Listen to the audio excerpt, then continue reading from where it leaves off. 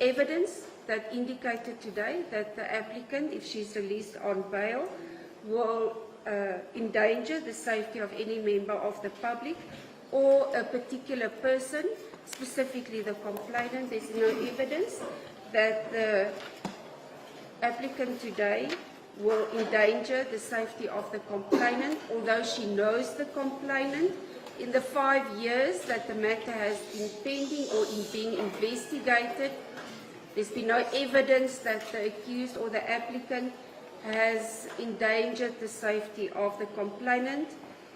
Subsection B, whether there's a likelihood that the applicant, if she was released on bail, will attempt to evade her trial. There was no evidence that she will evade her trial after she was contacted by her husband or by the police. She handed herself over to the Mondia police station. There was no indication that she will evade her trial. She has stayed for a period or resided for a period of 27 years in Mondia, so her address is well known. Subsection C, whether there's a likelihood that the applicant, if she's released on bail, will attempt to influence or intimidate the witnesses. There's no evidence today that she will she will attempt to influence or intimidate the witnesses or conceal or destroy the evidence, as in her mind that this case was not even being investigated. Subsection D, where there's a likelihood that the applicant, if she is released on bail, will undermine or jeopardize the objectives or the proper functioning of the criminal justice system, including the bail system. This matter was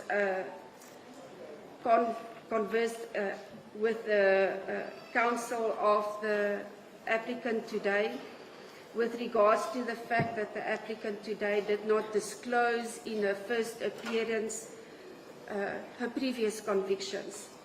In subsection 8, subsection A, the fact that the accused, knowing it to be false, supplied false information at the time of her arrest or during the bail proceedings.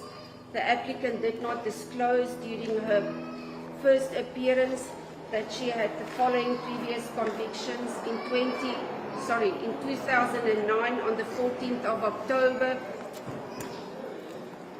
she was convicted of driving under the influence of alcohol, and her sentence was postponed for a period of 2 years.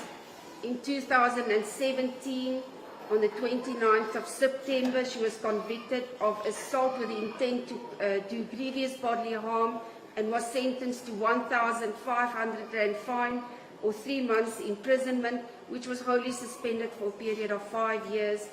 And in 2018, on the 24th of July, she was sentenced to 2 counts of fraud and 2 counts of theft from her employer, and she was sentenced to, in terms of section 2761H of the Criminal Procedure Act, and this was also not declared by the applicant.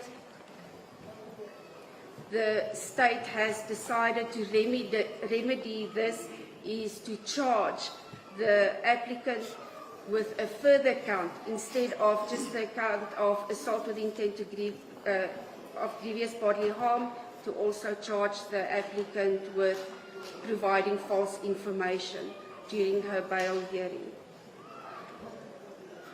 The council has also stated to the court that this was done during her bail hearing due to the fact that she was traumatized, and she then did not disclose this information to her legal representative.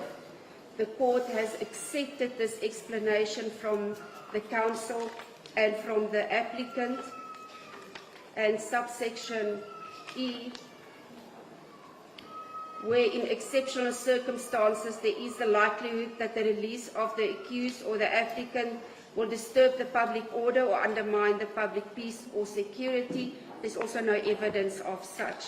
Therefore, the court will grant the applicant today bail in the amount of 5,000 Rand. What pieces? The court will make strict bail conditions for the applicant.